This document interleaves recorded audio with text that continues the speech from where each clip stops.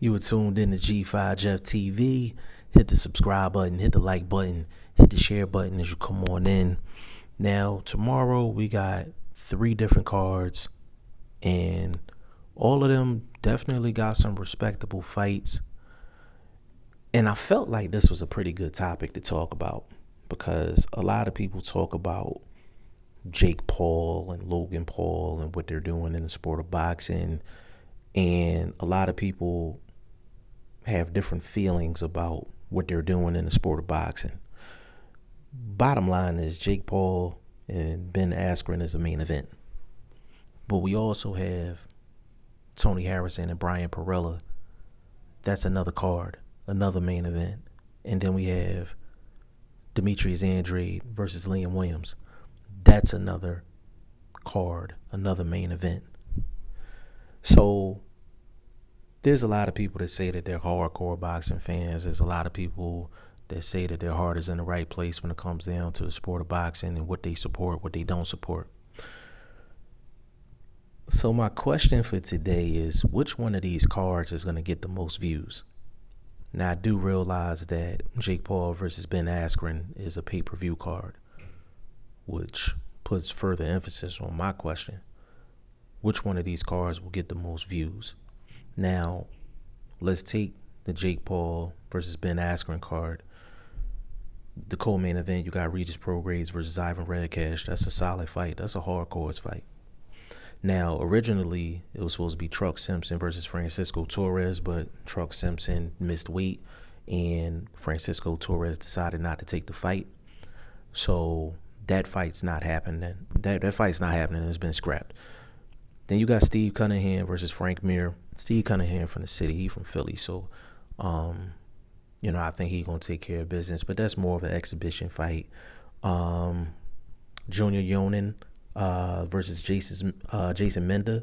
That's a 168-pound fight. Quentin Randall versus William Jackson. That's a fight at, I think, 147. I think that's welterweight. Joe Fournier versus Andres Londano.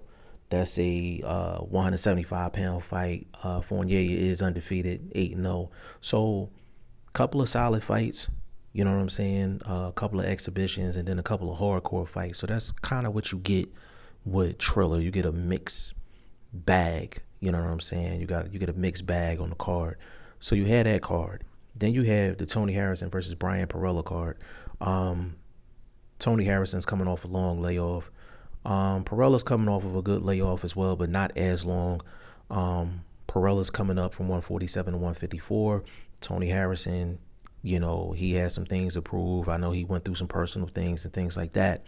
And then on the undercard, you have Apoche versus Dion Nicholson, and those are both undefeated cruiserweights, so that should be a good fight. Cordell Booker versus Nate Gallimore. Nate Gallimore, that's my guy, but he been on the slide. They treating him like a gatekeeper right now. So it's really up to Nate to really step up in that fight. But that's a good fight. And then Vito Milnicki Jr. versus James Martin. That's a good fight as well. Just in the development of Vito Milnicki Jr., you don't want to throw him in too heavy because I think he only like 18, 19 years old. But that's the PBC card. And then you have the zone card, Demetrius Andrade versus Liam Williams. That is definitely a good main event. If Andrade gets that victory, he should get full credit. Liam Williams is a tough fighter, got power in both hands.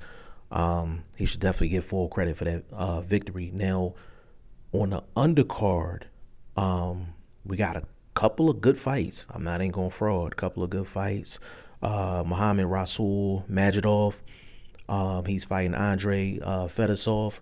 That's a heavyweight fight. Now, Majidov is 3-0, and he beat Tom Little.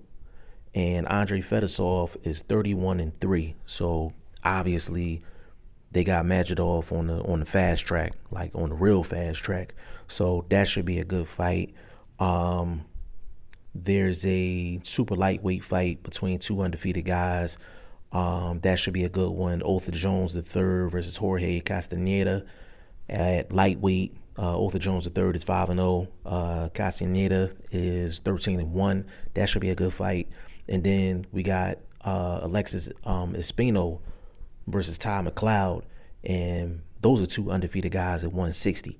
So that's a nice lineup as well. And I like to see undefeated guys like under 10 fights fight, on, big undercards. It kind of gives that HBO boxing after dark feel. It gives that showbox feel, because those are a lot of their fights, like two up and coming undefeated guys, or a guy that might have one loss or two losses, and they're statement fights, to find out where each person is.